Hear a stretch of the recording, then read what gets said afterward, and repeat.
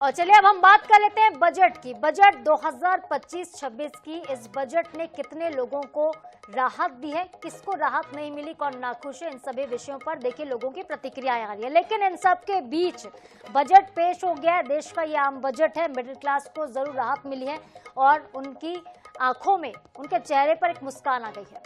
कई सालों से इसका इंतजार हो रहा था। वित्त मंत्री ने मिडिल क्लास को माला माल करने की घोषणा करते हुए 12 लाख रुपए तक की कमाई को टैक्स फ्री कर दिया है। उनके इस ऐलान के साथ ही देश के करोड़ों मिडिल क्लास के चेहरे पर मुस्कान आ ही गई है और साथ ही जो सीनियर सिटीजन्स है वो काफी खुश हैं, क्योंकि टीडीएस की सीमा 50,000 से बढ़ाकर 1 लाख रुपए कर दी गई है। इसके अलावा युवाओं को बड़ी सौगात मिली है, किसानों को बड़ी सौगात मिली है, नौकरी पेशा लोगों को अलग से राहत मिली है। तो गरीब, युवा, किसान और महिला, इन 4 लोगों पर फोकस रहा सरकार का। इसके अलावा हेल्थ सेक्टर को काफी कुछ मिला है और इसी पर ज्यादा बातचीत करते हैं। हमारे साथ कुछ खास मेहमान जुड़ेंगे इस पैनल में। सबसे पहले उनका इंट्रोडक्शन करा देते हैं। हमारे साथ इस वक्त जुड़ गए हैं अजय धवले जी, बीजेपी के प्रवक्ता हैं। सर, आपका बहुत स्वागत है एनएच के मंच पर। हमारे साथ इस वक्त सुरेंद्र शर्मा जी भी जुड़ गए हैं, पूर्व अध्यक्ष हैं कृषक कल्याण बोर्ड कांग्रेस के। और हमारे साथ है अर्थशास्त्री गुरबचन सिंह जी। आपका भी सर बहुत स्वागत है एनएच के मंच पर। सबसे पहले गुरबचन जी, मैं आपके पास आऊंगी, क्योंकि आप अर्थशास्त्री हैं, इकोनॉमिक्स को बेहतर तरीके से समझते हैं। जो ये पूरा बजट आया है 2025-26 का, इससे महंगाई में कितनी राहत मिलेगी, कितनी राहत जनता को मिले? सिर्फ टैक्स की बात नहीं है, हर एक सेक्टर को अगर हम देखें, पूरा ओवरऑल ये बजट अगर हम देखते हैं सर, तो कितना राहत भरा और क्या इससे महंगाई दर कम होगी? इससे महंगाई कम नहीं होगी। महंगाई की जो समस्या है वो दूसरी साइड पर है, रिजर्व बैंक ऑफ इंडिया पर है। वो मनी सप्लाई से जुड़ी हुई है और लिक्विडिटी से जुड़ी हुई है, इंटरेस्ट रेट से जुड़ी हुई है और जो फूड आइटम्स हैं, जो फूड इन्फ्लेशन है वो चल रही है। उसमें आरबीआई कुछ नहीं कर सकती, उसमें बजट कुछ कर सकता था। वो ये है कि अगर आपको टैक्स, जीएसटी वगैरह है, फूड आइटम्स हैं, फूड आइटम्स से रिलेटेड जो चीजें हैं उनको अगर आप टैक्स रेट्स उनके कम करें या उनमें सब्सिडाइज करें तो उससे फूड आइटम्स पर इन्फ्लेशन का कुछ फर्क पड़ सकता था। दूसरा, कुछ चीजों पर जो इंपोर्ट रिस्ट्रिक्शंस हैं, कुछ चीजों पे अलाउड नहीं है। ये बहुत लोगों को पता नहीं है कि जो पिछले 1-2 साल से जो फूड इन्फ्लेशन हाई हुई थी उसमें ये इंडिया में हुई थी। अगर आप एशिया के बाकी कंट्रीज देखें तो वहां पे ऐसी हाई फूड इन्फ्लेशन नहीं है। तो उसका इम्प्लीकेशन एक सीधा आता है कि अगर जहां इन्फ्लेशन नहीं हाई है और यहाँ इंडिया में हाई है तो बाहर से इंपोर्ट करके यहाँ पर फूड आइटम्स की कीमतों पर काबू किया जा सकता था। लेकिन वो फ्री ट्रेड नहीं है। तो एक पॉलिसी है फ्री ट्रेड की जो नई अडॉप्ट हुई है, और दूसरी है आरबीआई की जो मनी सप्लाई है और इंटरेस्ट रेट्स को लेकर के। तो इन्फ्लेशन तो इस बजट से तो बिल्कुल ही कुछ लिंक नहीं बनता है। सर, फिर किस क्षेत्र को राहत मिली है? क्या जीडीपी की ग्रोथ होती हुई नजर आएगी? जिस तरीके से बजट पेश हुआ है, जीडीपी में कितना योगदान होगा इसका? जीडीपी में भी मुश्किल है। जो राहत मिली है और जो न्यूज में चल रहा है वो काफी स्ट्रांग है। वो 7 लाख से 12 लाख का जो इनकम टैक्स एग्जम्पशन दिया गया है। लेकिन उसमें देखने वाली बात तो ये है कि जिसको हम मिडिल क्लास कहते हैं, वो मिडिल क्लास उसको कहना चाहिए जो एवरेज इनकम पर है। अब अगर आप कोई इनकम लें 2.5 लाख रुपए, 3 लाख, 3.5 लाख रुपए, तब तो मिडिल समझ आता है। लेकिन इंडिया में मिडिल क्लास वर्ड बहुत लूजली यूज होता है। अब आप बताइए, एक आदमी जो 12 लाख रुपए कमाता है साल का, वो किस हिसाब से इंडिया की इकोनॉमी में मिडिल क्लास है? वो तो एलिट कैटेगरी में आ गया। तो हुआ क्या है कि जो इनकम टैक्स एग्जम्पशन थ्रेशोल्ड बढ़ाया गया है उससे ये मिडिल क्लास को राहत नहीं है, ये एलीट राहत है। अगर मिडिल क्लास को राहत देनी थी तो उसमें जीएसटी, जो सब लोग टैक्स देते हैं, वो टैक्स रेट कम हो जाते तो उससे राहत होती एक आम आदमी को। इससे आम आदमी को राहत नहीं है। तो देखिए अजय धवले जी, आप बड़े ध्यान से सुन रहे थे किस तरीके से गुरबचन सिंह जी ने कहा कि आम आदमी को तो कोई राहत नहीं, मिडिल क्लास की बात भले सरकार कर रही हो, लेकिन मिडिल क्लास को सीधे तौर पर कोई राहत मिली नहीं है इस बजट से। धवले जी, मुझे लगता लगता है ये हर किसी का अपना अपना एक एनालिसिस हो सकता है। निश्चित रूप से 2025 का जो हमारा यूनियन बजट है, आदरणीय प्रधानमंत्री श्री नरेंद्र मोदी जी का अभी थोड़ी देर पहले ही इस पूरे बजट को लेके एक संबोधन राष्ट्र के नाम आया है, और प्रधानमंत्री जी ने इस बजट को पीपल्स बजट कहा है। देश की स्वतंत्रता के बाद में 1961 में जब इनकम टैक्स एक्ट आया, उसके बाद में ये पहली बार है कि टैक्स स्लैब रेट्स में इस प्रकार का आमूलचूल परिवर्तन किया गया। और बार बार भारतीय जनता पार्टी की सरकार से देश के आम नागरिकों की ये मांग थी कि मध्यम वर्ग जो टैक्स पेयर्स है और जो जेन्युइन टैक्स पेयर्स है, उसके ओर से उनकी आकांक्षाएं थी, उन आकांक्षाओं का सम्मान सरकार की ओर से किया गया। इस बजट से क्या जो दो तीन महत्वपूर्ण जो बातें हैं, जैसा कि प्रधानमंत्री जी भी इंगित किया कि इन्वेस्टमेंट बढ़ाने वाला बजट है, कंजम्पशन बढ़ाने वाला बजट है, ग्रोथ को बढ़ाने वाला बजट है। निश्चित तौर पे ये जो टैक्स स्लैब्स का रिवीजन हुआ है, उससे 1 लाख करोड़ रुपए का घाटा राजस्व का नुकसान सरकार को होगा। लेकिन सरकार का एक जो उद्देश्य है कि लोगों के हाथ में पैसे बढ़ाए जाए, जिससे कंजम्पशन बढ़ेगा और इकोनॉमी चलायमान बनेगी। दूसरा महत्वपूर्ण एक विषय है कि कैपिटल एक्सपेंडिचर। अब आदरणीय प्रधानमंत्री श्री नरेंद्र मोदी जी की सरकार 2014 में आती है, तब देश में 3 लाख करोड़ रुपए के आसपास कैपिटल एक्सपेंडिचर सरकारें करती थी। आज हम 2024 में बैठे हैं, 25 में बैठे हैं, आज सरकार 10.8 लाख करोड़ रुपए का कैपिटल एक्सपेंडिचर, और इससे जो इकोनॉमी को गति मिल रही है, हम जो विकसित भारत बनने की ओर अग्रसर हो रहे हैं, देश की जो आधारभूत संरचना है उनका विकास के साथ साथ इकोनॉमी को कैसे गति दी जाए, उसके लिए सड़कें बननी है, पोर्ट्स बनने हैं, एयरपोर्ट्स बनने हैं, हाईवेज। इन सारे विषयों के बाद कहीं ना कहीं जो हम विकसित भारत का सपना देख रहे हैं कि 2047 में जब भारत बनेगा और जब हम विश्व की तीसरी सबसे बड़ी इकोनॉमी बनने की ओर अग्रसर है, तो देश के इकोनॉमी में कंट्रीब्यूट करने वाले सारे स्टेक होल्डर किसी न किसी माध्यम से इकोनॉमी में अपना योगदान दें। धवले साहब, ये सवाल मेरा था आपसे भी कि जो हम कहते हैं थर्ड इकोनॉमी बनाने की भारत को, क्या ये जो बजट आया है अमृतकाल का, जो आपका बजट है, क्या ये इस ओर इंगित करता है? देश हमारी जो है तीसरी अर्थव्यवस्था बनने की ओर आगे बढ़ेगा इस बजट के जरिए? साधना जी, एक बहुत महत्वपूर्ण प्रश्न है और बहुत महत्वपूर्ण स्टैटिस्टिक्स कि आज वर्ल्ड की सारी बड़ी इकोनॉमी स्लो डाउन की तरफ, बहुत सारी इकोनॉमीज कोविड-19 पैंडेमिक के बाद में उभर नहीं पाई, लेकिन भारत ने कल जो माननीय वित्त मंत्री जी ने हमारा इकोनॉमिक सर्वे टेबल किया था, उस इकोनॉमिक सर्वे में 6.3 से लेकर 6.8 तक के हमारी जीडीपी की वार्षिक ग्रोथ रेट रहेगी। ये उसमें उन्होंने स्थिरता की ओर इशारा किया था। तो भारत एक ऐसा राष्ट्र है जो एक तरफ विकास की गति भी छू रहा है और दूसरा अपने सस्टेनेबल पैरामीटर्स जो है इकोनॉमी के, उनको भी बनाकर रख रहा है। और ये बहुत महत्वपूर्ण हो जाता है कि हमारी इकोनॉमी मल्टीपल फैक्टर्स है हमारी इकोनॉमी को जो गवर्न करते हैं। हमारे यहाँ मध्यम वर्ग है, हमारे यहाँ उद्योगपति है, हमारे यहाँ देश का किसान एक बहुत बड़ा वर्ग है। तो इन सारे वर्गों को समाहित करके उनके लिए ऐसी नीतियां बनाई जाए जिससे देश की अर्थव्यवस्था भी चलायमान रहे, जिससे हमारी जीडीपी की ग्रोथ होती रहे, और जो हमारा लक्ष्य है तीसरी सबसे बड़ी इकोनॉमी बनेगी, वो भी लक्ष्य की पूर्ति हो रही है। बिल्कुल धवले साहब, देखिए पर आपकी बात से मुझे सहमत नहीं नजर आते हैं गुरबचन सिंह जी, कुछ कह रहे हैं, फिर मैं आऊंगी सुरेंद्र शर्मा जी आपके पास। कि इंडिया की पॉपुलेशन इतनी ज्यादा है कि इंडिया का 5th largest, 3rd largest, 4th largest बनना कोई बहुत बड़ी बात नहीं है। हम इकोनॉमिक्स में जो देखते हैं वो पर कैपिटा इनकम, एक आम आदमी की इनकम कितनी है। आम आदमी की इनकम इंडिया में बहुत कम है जो बाकी देश हैं उनके हिसाब से, जो डेवलप्ड कंट्रीज हैं।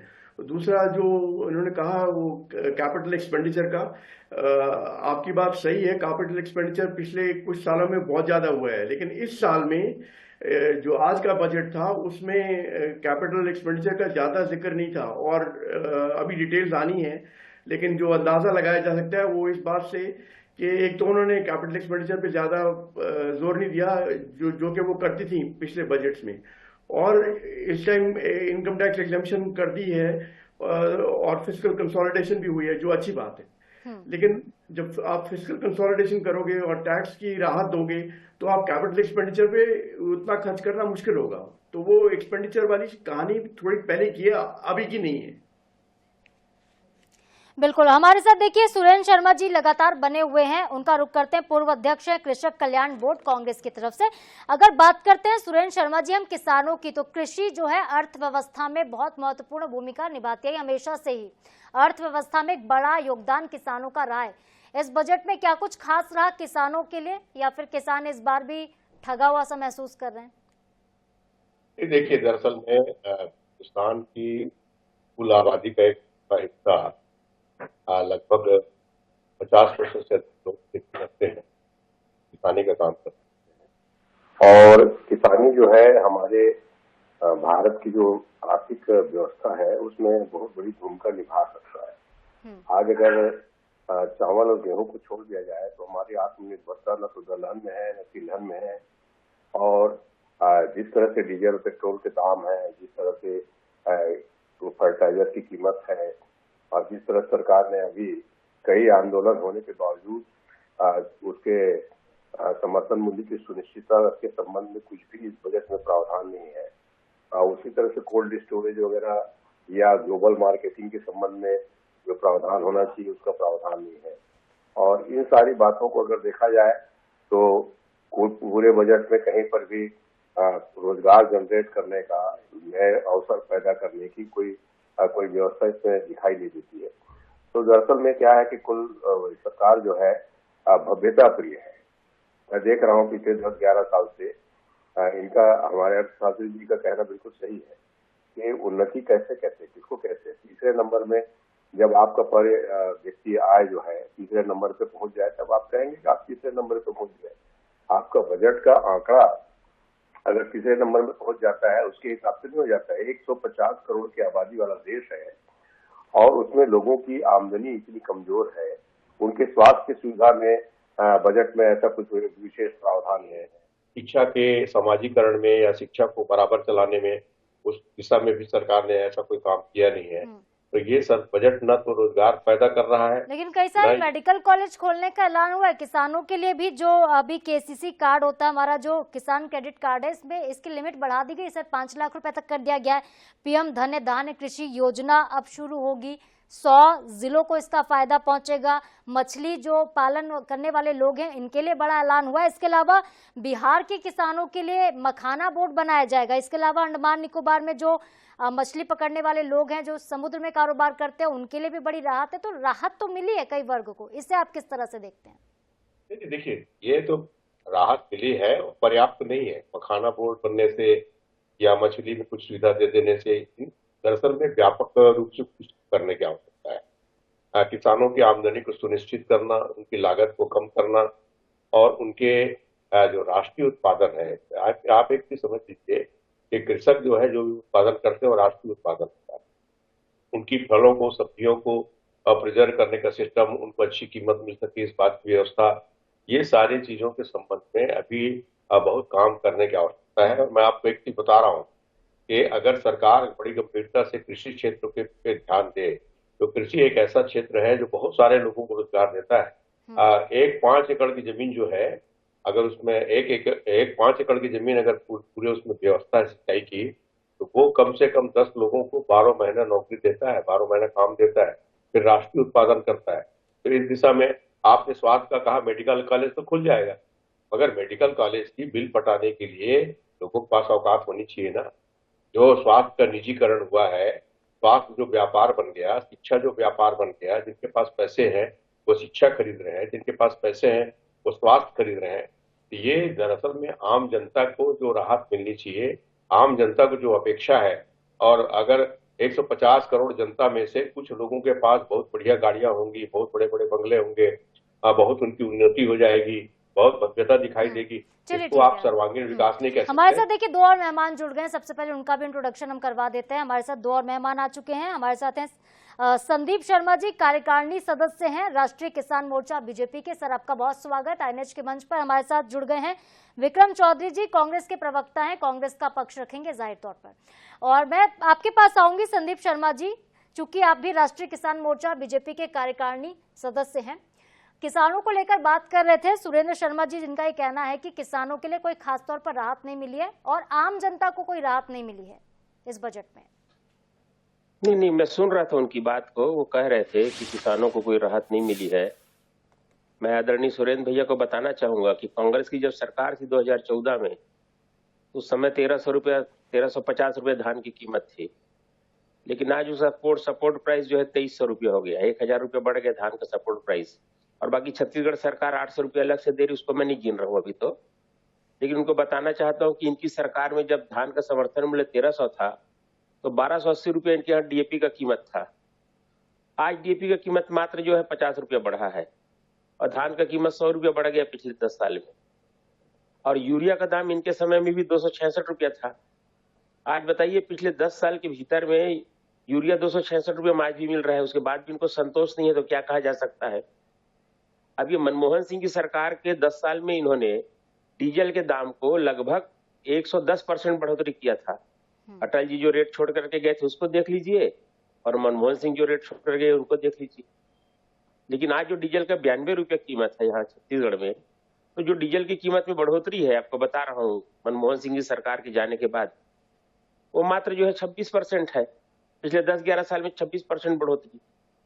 अब उसके बावजूद भी हमारे सुरेंद्र भैया को संतोष नहीं।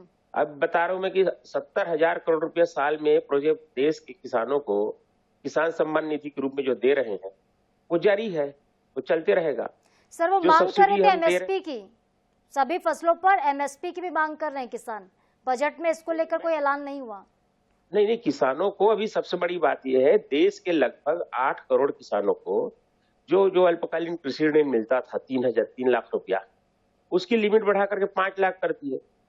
ये लगभग 66% ऋण के सीमा में। यहाँ पे मैं रोकना चाहूंगी आपको कि कांग्रेस के लोग तो ये कह रहे हैं कि लोन ही तो दे रहे हैं ना, इससे किसानों को क्या फायदा, वो तो सिर्फ कर्ज उठा रहे हैं, कर्ज तो चुकाना होगा उन्हें, 3 लाख लें चाहे 5 लाख लें। कर्ज दे रहे हैं तो इनको पता होना चाहिए कांग्रेस की सरकार के समय ये 20% उनसे ब्याज नोच लेते थे किसानों से। हमारी सरकार तो यहाँ पर 0% इंटरेस्ट पर दे रही छत्तीसगढ़ में कम से कम। अब यहाँ पर बोनस कम से कम यहाँ तो धन्यवाद देना चाहिए कि कितनी बड़ी छूट है।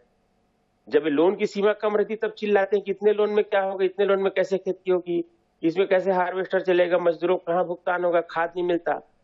अब जब उसको बढ़ा दिए उसमें भी संतोष नहीं है। तो देखिए कांग्रेस पार्टी को कोई संतोष कहीं पर नहीं, उसके लिए कुछ नहीं कहा जा सकता।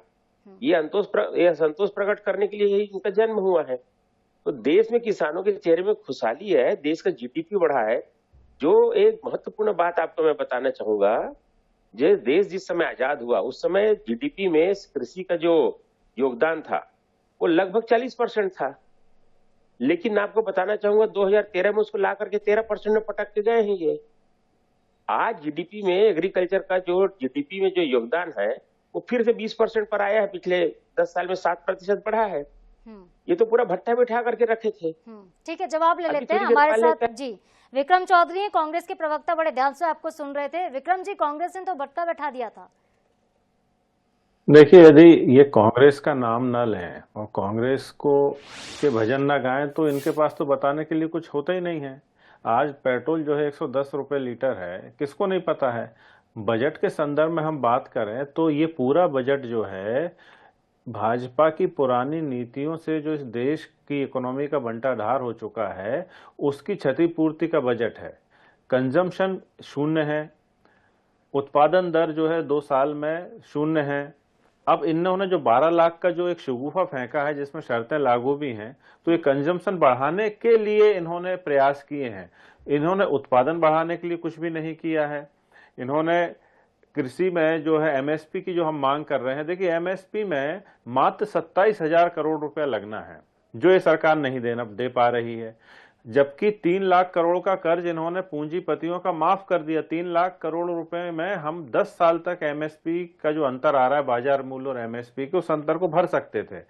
इनका पूरा का पूरा जो बजट आप इस संदर्भ में देखें कि अर्थव्यवस्था में मात्र 8 महीने की फॉरेन रिजर्व बची हुई है। उसके बाद क्या हालात होंगे आप देख सकते हैं। हमारे जो रुपया की जो दर है वो विश्व में और हमारे इतिहास में सबसे गिरी हुई दर है। आपको जब बजट बनाते हैं तब सिर्फ आप कीमतें निर्धारण नहीं करते हैं, आप अर्थव्यवस्था को मजबूती देते हैं और भविष्य में उम्मीद जगाते हैं। आप बताइए, जैसे ही बजट आया वैसे ही जो शेयर मार्केट है वो नीचे गिर गया। कहने का आशय है कि ये बजट सिर्फ एक औपचारिक बजट है, इसमें कुछ दिखाने की तो कोशिश की गई है लेकिन किसी के लिए कुछ किया नहीं। रेलवे जो हमारा बहुत बड़ा सेक्टर है उसके बारे में एक शब्द नहीं कहा गया। मध्य प्रदेश और छत्तीसगढ़ के लिए एक भी योजना, एक भी रेल मार्ग, एक भी नया हवाई अड्डा नहीं दिया गया है। कहने का आशय यह है कि जो अर्थव्यवस्था में कंज्यूमरिज्म को बढ़ावा देने के लिए इन्होंने सिर्फ बजट में जो राहत देने की घोषणा की है वो इनकी पुरानी नीतियों की विफलता का परिणाम है, जो जीएसटी और नोटबंदी के कारण उत्पन्न हुई थी, उससे अभी तक भारत की अर्थव्यवस्था नहीं उभर पाई है और उस संदर्भ में इन्होंने कुछ भी प्रावधान नहीं किया है। रोजगार, अब देखिए सबसे बड़ा जो उद्योग का क्षेत्र है और रोजगार देने का क्षेत्र है वो है एमएसएमई। एमएसएमई में हमारी जो लागत मूल्य है वो बहुत ज्यादा है। इस कारण हम बांग्लादेश और वियतनाम जैसे देशों से भी कंपटीशन नहीं कर पा रहे हैं। यहाँ की जो मुद्रा की दर है भारत से बेहतर है। यहाँ लेबर बेस जितने भी प्रोजेक्ट हैं यहाँ चले जा रहे हैं। हम क्यों नहीं कर पा रहे? क्योंकि हमारे ऊर्जा से अर्थात बिजली और पेट्रोलियम ये बहुत महंगे हैं, जिसके कारण हमारी मजदूरों की लागत बढ़ रही है। हमारे यहाँ मुद्रास्फीति बहुत ज्यादा है, महंगाई की दर बहुत ज्यादा है। इन सब बातों को संबोधित किए बिना और सरकार अपने दम पे भारत का निर्माण नहीं करना चाहती है। इस बजट से स्पष्ट हो गया ये थोड़ी छूट दे रही है मध्यम वर्ग को जिससे वो बाजार में अपना पैसा डाले, लेकिन महंगाई इतनी ज्यादा है। जो रियल एस्टेट का जो बाजार है वो उसमें 1-1 करोड़ के मकान आ रहे हैं। आप बताइए 2 लाख की आप छूट देते हैं और 1 करोड़ का मकान है तो 2 लाख क्या है 1 करोड़ के सामने? देख, मेरा फिर से मैं आपसे वही समझाने का प्रयास कर रहा हूं कि जो भाजपा की सरकार है वो नवाचार नहीं कर रही है, ना ही कोई क्रांतिकारी नीतिगत परिवर्तन कर रही है।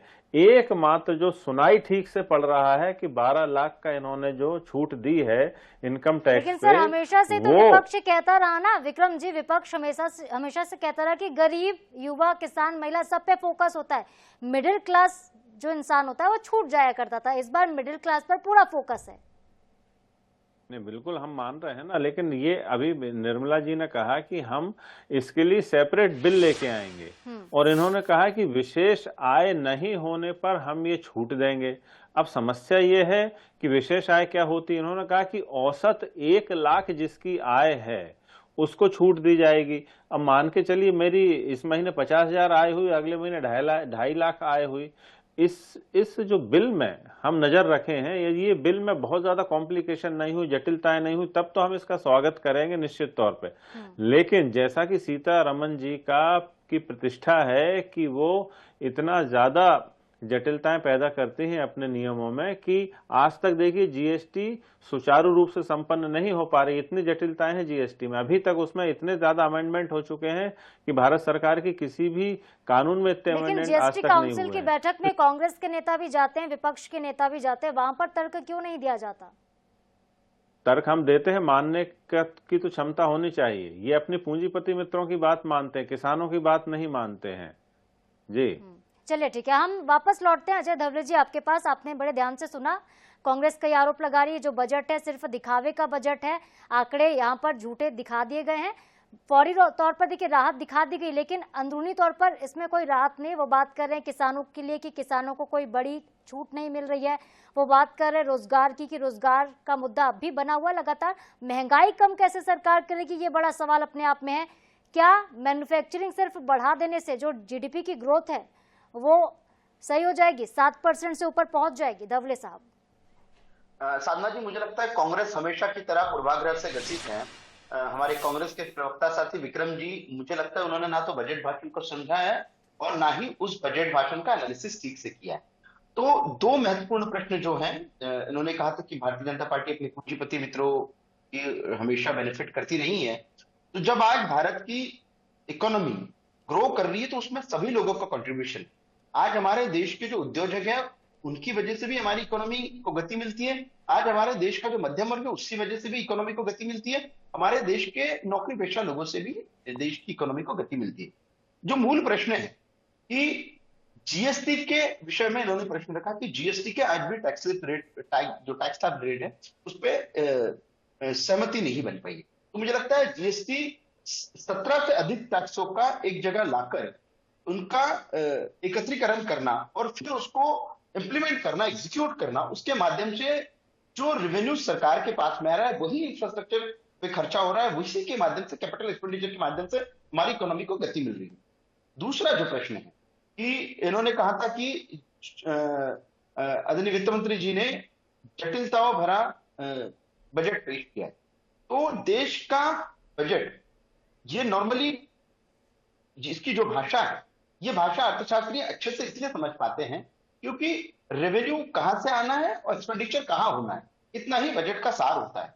आज जब सरकार बता रही है, एक तरफ जो मूल आपने प्रश्न रखे हैं कि सरकार एक बता रही है कि हम स्पेंडिंग यहाँ कर रहे हैं और हमारे पास से रेवेन्यू इतना आ रहा है। इनकम टैक्स में जो बेनिफिट दिया जा रहा है 12 लाख रुपए का टैक्स स्लैब रेट पे सर, सब कुछ मिल रहा है, लेकिन मध्य प्रदेश को क्या मिला धवले साहब? एमपी को क्या कुछ मिला है? एमपी के लिए क्या खास रहा? सेक्टर वाइज जब बजट मिलेगा, देखिए मध्य प्रदेश के भी लोग टैक्स पेयर्स होते हैं।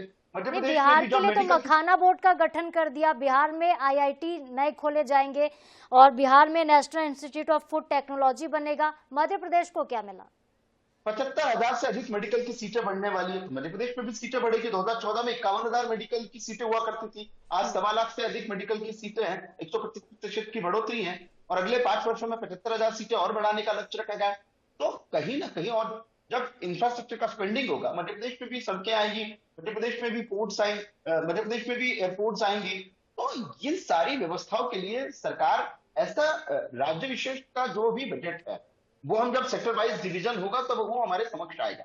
लेकिन आज जिस बजट की बुरी बुरी प्रशंसा कांग्रेस को करनी थी, क्योंकि हम आप सभी जानते हैं कोविड-19 के पैंडेमिक के बाद में इनकी सरकार, यूपीए की सरकार में जो देश के आरबीआई के गवर्नर हुआ करते थे रघुराम राजन जी, उन्होंने कहा था कि अगले 2 वर्षों में भारत की इकोनॉमी कोलैप्स हो जाएगी और अपने आप को बहुत बड़े इकोनॉमिक्स मानते थे। कांग्रेस की सरकार उनसे सलाह लिया करती थी। आज वो ये मान रहे हैं कि इकोनॉमिक ग्लोबल स्लो डाउन के बाद भी भारत की इकोनॉमी सस्टेनेबिलिटी के साथ में आगे बढ़ रही है। आज हम कैपिटल एक्सपेंडिचर भी कर रहे हैं, हमारे लोगों को राहत भी दे रहे हैं। तो ये दोनों एक साथ में अगर भारत की सरकार कर रही है तो मुझे लगता है इस बात के लिए भारत सरकार की तारीफ होने की आवश्यकता है। दूसरा जो प्रश्न आपने खड़ा किया, आज जब वित्त मंत्री जी ने अपने ओपनिंग बजट भाषण का ओपनिंग किया तो उन्होंने 4 प्रमुख चीजें रखी जो बताई थी। उन्होंने कहा था कि एग्रीकल्चर पर स्पेंडिंग करना हमारे लिए बहुत आवश्यक है। उन्होंने कहा था एमएसएमई को भी ग्रो करना हमारे लिए बहुत आवश्यक है। इन्वेस्टमेंट की उन्होंने बात की तो एक्सपोर्ट की बात की थी। ये 4 जो बड़े पैरामीटर्स थे, इन चारों पैरामीटर्स को दृष्टिगत रखते हुए आज का जो हमारा वित्त वर्ष का जो बजट प्रस्तुत किया गया है, इसी के इर्द गिर्द घूम रहा है। और निश्चित रूप से आप देश की सामान्य जनता को बजट के ऊपर रिएक्शन पूछेंगे तो कहीं ना कहीं ये सामान्य व्यक्ति के जीवन में खुशी लाने वाला बजट है। ये हमारी देश की इकोनॉमी को ग्रो करने वाला बजट है और जैसा कि प्रधानमंत्री जी ने कहा है कि इन्वेस्टमेंट बढ़ाने वाला बजट है, कंजम्पशन बढ़ाने वाला बजट। ठीक है धवले साहब, हमारे साथ लगातार देखिए गुरबचन सिंह जी बने हुए, सब कह रहे हैं कि जो अर्थशास्त्री होते हैं बेहतर तरीके से समझते हैं। जो सर नए टैक्स की बात हो रही, नया टैक्स बिल जो लाया जाएगा गुरबचन सिंह जी, इसे आप कितना समझ पा रहे हैं? 1961 में जो इनकम टैक्स एक्ट था, कहा जा रहा है कि उसको और आसान बनाया जाएगा, उसे सरल किया जाएगा। सरल होगा या फिर और ज्यादा जटिल हो जाएगा? जनता को समझना बड़ा मुश्किल हो जाएगा, क्योंकि अभी जो नया टैक्स स्लैब आया है नई वाली रिजीम का, इसको ही लोग समझ नहीं पा रहे हैं किस तरीके से इसमें अभी फिलहाल कितना % टैक्स लगना है। लोग इसे समझ नहीं पा रहे, कौन नौकरी पेशा होंगे, कौन इसमें शामिल होंगे, कौन नहीं होंगे। तो अभी वो आया नहीं है नया टैक्स बिल, तो जब आएगा तो तभी स्पष्ट रूप से पता चलेगा क्या उसमें है क्या नहीं है। तो उस पर मैं कुछ नहीं कहना चाहता, बट इतना जरूर कहूंगा कि टैक्स स्ट्रक्चर में कॉम्प्लिकेशन ओवर टाइम बढ़ी है, वो काफी ज्यादा है, खासकर जीएसटी को लेकर के। उसमें काफी चीजों में मंथली रिटर्न फाइलिंग की जरूरत है। अब वो बिजनेस में बहुत दिक्कत पड़ती है लोगों को, हर महीने उसको फाइल करना। फिर इनकम टैक्स में भी ये दिक्कतें हैं। एडवांस टैक्स है, वो हर 3 महीने में एडवांस टैक्स की रिटर्न फाइल करनी होती है। फिर एग्जेम्पशंस हैं बहुत सारे। और सबसे ज्यादा जरूरी बात जो इनकम टैक्स में है, जिसका जिक्र नहीं हुआ है बिल्कुल, वो है जो टैक्स एवेजन है। अब कुछ लोग तो शायद इस बात पे हंसेंगे कि जो एग्जेम्पशन 7 लाख थी वो 12 लाख हो गई है। वो कहेंगे 7 लाख हो या 12 लाख हो, हमें क्या लेना देना, हम तो टैक्स देते ही नहीं है। अब ऐसे लोग जो हैं जो टैक्स देते ही नहीं है, जो नेट में नहीं है, ब्लैक मनी है, तो उनको तो फर्क इससे पड़ेगा ही नहीं। तो ये जो फर्क पड़ रहा है ये उन लोगों के लिए जो ऑनेस्टली हार्डवर्क कर रहे हैं, बट वो जो मैंने पहले भी कहा, this is not middle class, ये एलिट कैटेगरी आती है। 12 लाख रुपए की सैलरी इंडिया में मिडिल क्लास नहीं है, ये मिडिल इनकम आप 2.5 लाख 3 लाख ऐसे उसके आसपास लेके चलो तो वो बेटर है। एक और यहाँ पर एक यहाँ नई बात जी, ये था कि टैक्स स्ट्रक्चर में, टैक्स एडमिनिस्ट्रेशन में कॉम्प्लिकेशंस बहुत हैं। कुछ चीजें इंप्रूव हुई हैं, वो मैं जरूर ऐड करना चाहूंगा। जैसे आई थिंक कुछ स्कीम थी संवाद से विवाद से संवाद, ऐसा कुछ नाम है। तो उसमें जो उन्होंने टैक्स एडमिनिस्ट्रेशन में इम्प्रूवमेंट की है, रिफंड्स को लेकर के बहुत अच्छा हुआ है।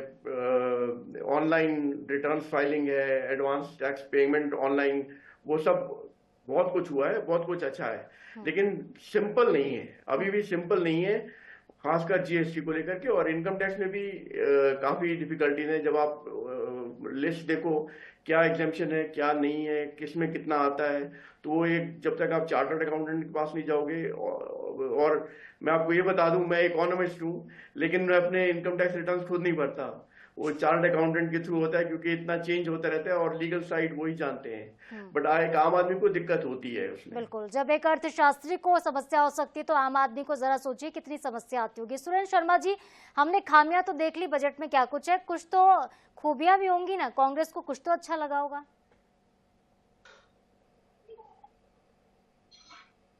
सुरेंद्र जी, बजट में 12 लाख तक की जो छूट देने का प्रावधान किया गया है ये एक अच्छा है, जैसे मगर उसमें भी एक संदेह की परिस्थिति है कि उसके लिए कैसा नियम बनाया जाता है, कैसा काम। दूसरी बात, आप एक बात समझिए, हम सिर्फ आलोचना करने के लिए सरकार की आलोचना नहीं कर रहे हैं। ये देश हम सबका है। भारत देश की उन्नति होगी तो सरकार चाहे किसी की हो, आपको खुशी होगी। भारत देश अगर अपना नाम पैदा करेगा तो हमको खुशी होगी। मगर मैं आपसे एक बात कहना चाहता हूँ कि एक बजट को एक आम आदमी की हैसियत से देखिए ना। आज से 10 साल पहले जिनकी आमदनी 25,000 रुपये महीने थी, वो भी 5,000 रुपये बचा। आज जिनकी उनकी आमदनी बढ़ के 35,000 हो गई है, मगर वो 10,000 रुपये खर्च। तो एक इस तरह से देखिए आप, घर की महिलाएं जो है कितनी परेशान, सब्जी कितना महंगा है। इसमें सरकार ने, भारतीय जनता पार्टी ने कई राज्यों में 500 रुपये में सिलेंडर देने की घोषणा की थी, उस संबंध में कोई प्रावधान नहीं किया। डीजल पेट्रोल को जीएसटी के अंदर लाने की का कभी प्रयास ही नहीं हुआ। उस पर कोई वेट टैक्स में या किसी तरह की कमी करने का कोई प्रयास ही नहीं हुआ। तो एग्रीकल्चर सेक्टर को उसी तरह से जिस तरह देखना चाहिए वैसा अनदेखा किया गया। और चरण जी के इस बात से मैं बिल्कुल सहमत। सबसे मुख्य बात यह है कि आपकी आमदनी अगर भारत के विश्व के तीसरे इकोनॉमिक आप बन जाएंगे जीडीपी के आधार पे या बजट के आधार पे, वो नहीं माना जाए। या यहाँ के चंद पूंजीपतियों की आमदनी 2,000, 3,000, 4 गुना के हिसाब से, 4,000 गुना के हिसाब से ग्रोथ कर रहा है, उसको हम नहीं मानेंगे। अगर आम आदमी की जिंदगी में उसके जीवन यापन के लिए पैसा नहीं होगा, उसके इलाज के लिए पैसा नहीं होगा, उसकी शिक्षा दीक्षा के लिए पैसा नहीं होगा, उसकी लाइफ में सिक्योरिटी नहीं होगी, ऐसे बजट की प्रशंसा नहीं की जा सकती। और मैं आपको ये कह रहा हूँ, मैं बहुत इकोनॉमिस्ट नहीं हूँ, मैं बहुत बड़ा जानकार नहीं हूँ, मगर एक उपभोक्ता हूँ, एक आम आदमी हूँ। उस हिसाब से मैं कह रहा हूँ कि इस बजट में ऐसा कोई प्रावधान नहीं है जिसमें हमारे सपने। ठीक है, कुछ ऐसा नहीं जिसकी तारीफ की जा सके। हमारे साथ देखिए लगातार और भी मेहमान बने हुए, मैं रुक करती हूँ फिर से। संदीप शर्मा जी, आपका देखिए दो बातें जो अहम है, जिस तरीके से गुरबचन सिंह जी ने कहा कि 12 लाख रुपए कमाने वाला व्यक्ति जो है वो मिडिल क्लास हो ही नहीं सकता, मिडिल क्लास व्यक्ति नहीं गिना जाएगा। 12 लाख रुपए अगर उसकी इनकम है तो उसके पास तो भाई इतने पैसे हैं, क्या मिडिल क्लास हुआ वो? और अगर उसको राहत मिलती है तो आम जनता के लिए ये नहीं हो सकता। ये पहला सवाल ये। दूसरा, ये रेलवे को लेकर कोई जिक्र नहीं किया गया इस पूरे बजट में। रेल जिसका बजट हर बार बहुत ज्यादा होता था, रेल जो अलग से बजट जिसका पेश किया जाता था, वो इस बार बजट में दिखाई ही नहीं दिया, सुनाई नहीं दिया रेलवे के बारे में। तो देखिए, जो 12 लाख तक के इनकम का विषय है, जिसके बारे में कह रहे हैं कि ये एलिट क्लास है, तो ये 12 लाख तक है, 12 लाख इनकम नहीं बोल रहे हैं। इसमें 1 लाख इनकम, 2 लाख इनकम, 4 लाख, 8 लाख, 10 लाख, 11 लाख, पहले भी तो शून्य से लेकर 7 लाख रुपए तक जो मिडिल क्लास लोग थे, पहले भी तो टैक्स उसके लिए फ्री ही था। मेरी बात सुनिए ना भाई जी, मैं आपको ये बता रहा हूँ कि भाई ये 12 लाख तक की बात है, ये 12 लाख रुपया भर की बात नहीं है। ये इसलिए बीच के जितने जिले में जिसको भी मिडिल क्लास मान ले, उनके जहां तक उनको लगता है ये इतने इनकम वाले मिडिल क्लास है, तो उनको कोई टैक्स लग नहीं रहा है। अब ये तो इनके जमाने में 1.5 लाख रुपए 50,000 रुपए तक में लोग इनकम टैक्स वसूल लेते थे लोगों से खींच करके, तो वो तो लगेगा ही ऐसा। इस तरह की बात जो है कांग्रेस पार्टी करते आई है। दूसरी बात यह, मैं थोड़ी देर पहले सुन रहा था कि फॉरेन रिजर्व की बात कर रहे थे। सन 2014 की तुलना में अब फॉरेन रिजर्व आज हमारा 2 गुना से ज्यादा है। किस मुंह से फॉरेन रिजर्व की बात हो रही है?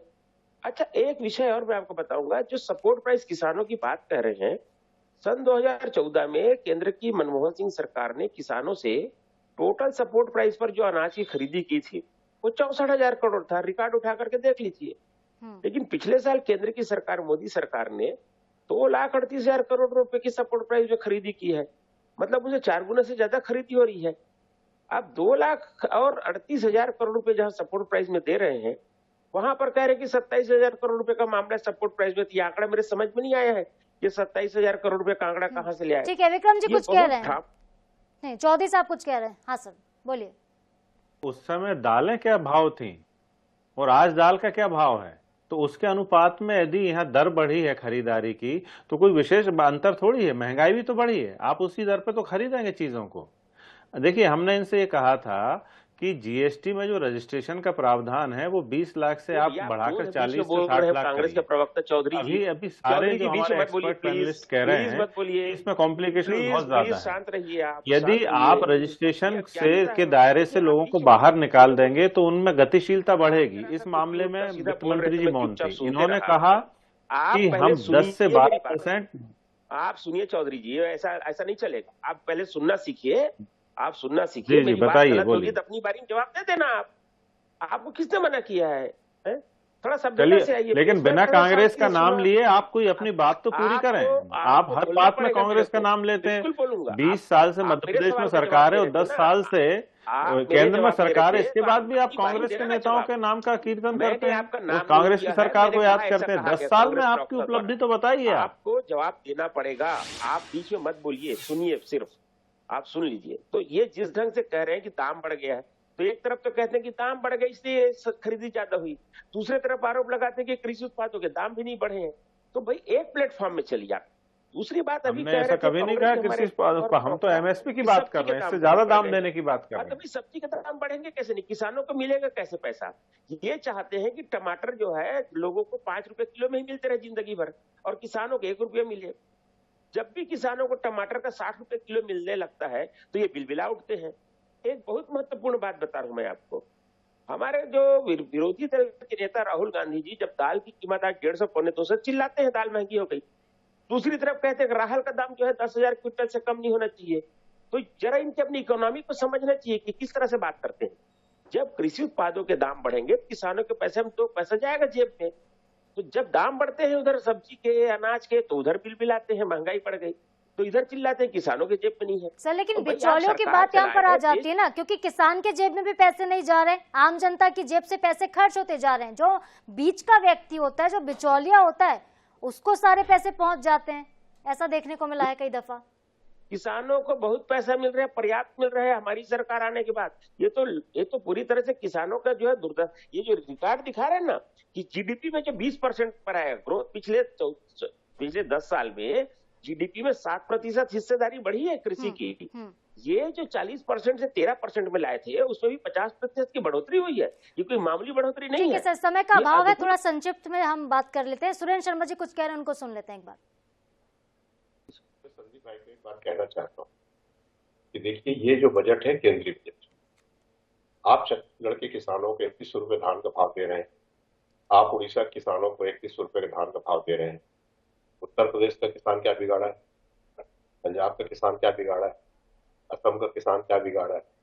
तो पूरे देश में चाहे गेहूं का हो, चाहे धान का हो, चाहे किसी भी चीज का, उसका एक हम यही तो मांग कर रहे हैं ना कि मेहनत तो किसान उतना ही करता है, खर्चा उतना ही करता है। आप वोट के लिए, वोट की राजनीति है, जहां वोट लेना है। अभी देखिए बिहार में तमाम तरह की चीजें हो रही हैं क्योंकि चुनाव हो रहा है।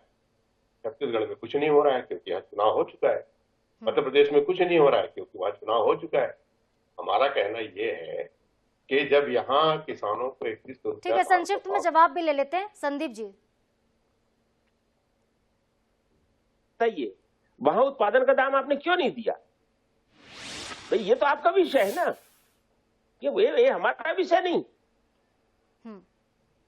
चलिए ठीक है, आप सभी का देखिए बहुत शुक्रिया, चूंकि समय का अभाव है, हमारे साथ जुड़ने के लिए, हमसे बातचीत करने के लिए और बजट को और अच्छे से समझाने के लिए आप सभी का बहुत बहुत धन्यवाद।